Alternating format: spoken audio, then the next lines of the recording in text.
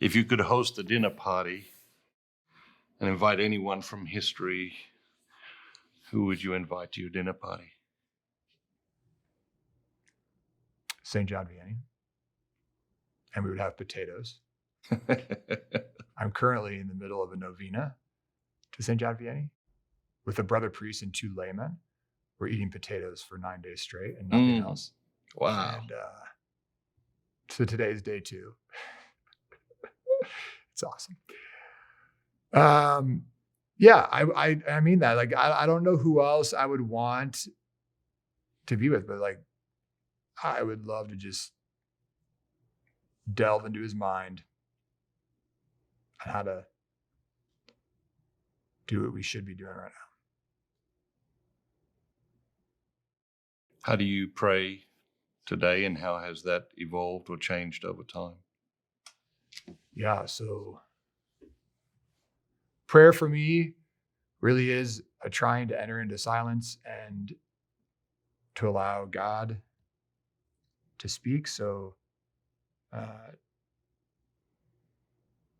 it's me just trying to push out distractions, focus on him in the Blessed Sacrament. So my prayer is very, very Eucharistic centered, very focused either on Christ, the person of Christ being present, and just allowing him to love me and me to love him. Those words actually, where St. John Vianney asked the peasant in the back of the parish church in ours of, what do you come in here and do every day? He asked the peasant who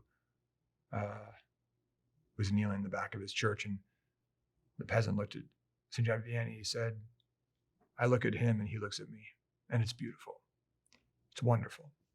And so that's probably my best definition of prayer. I don't look for anything. I don't look for experiences or emotion.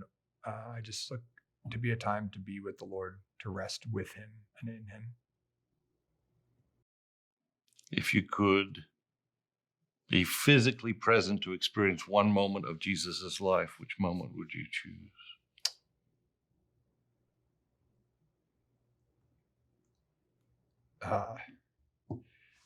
It would be his crucifixion. I would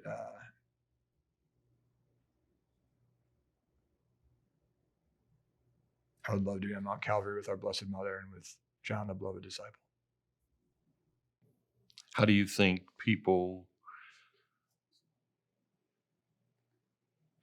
God is different than how most people perceive God to be? Real. And actually a person. I think for many, many people, God is an idea. He's so abstract, but that he's so close to us and he's so real.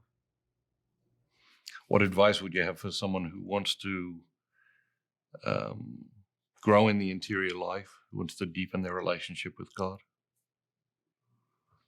You need to develop the habit of actually spending time with God.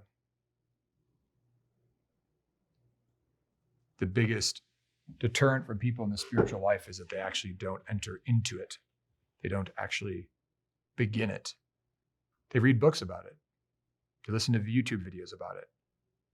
They read saints who did it, but they themselves don't actually start.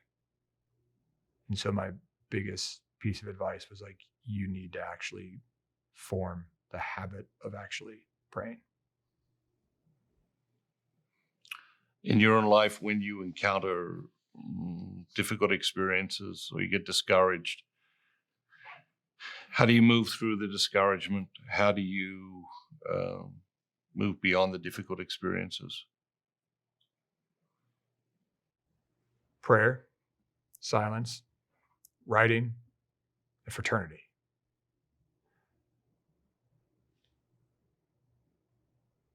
Taking things to our Lord, taking things to Jesus in the Blessed Sacrament, being able to process. And for me, that often means being able to like write things down. So I'm able to see, talk about priorities, look at what really is going on to get the hamster wheel to sometimes stop. And a big process for me is is fraternity, is talking to other people. So I formed a habit in my priesthood several years ago where I meet with a priest, where I talk to 3 priests every single day. I've been in situations where my priesthood has often lived in distance from other priests. Actually, I'm very blessed right now. I live with a brother priest, which is a tremendous blessing. So, but I formed a habit years ago where every single day before I go to bed, I make sure that at some point during that day that I call 3 priests. And we have just a tremendous habit of talking through these challenges and bouncing off ideas and trying to figure out where is God in this, and where is the clarity, and how do we move forward?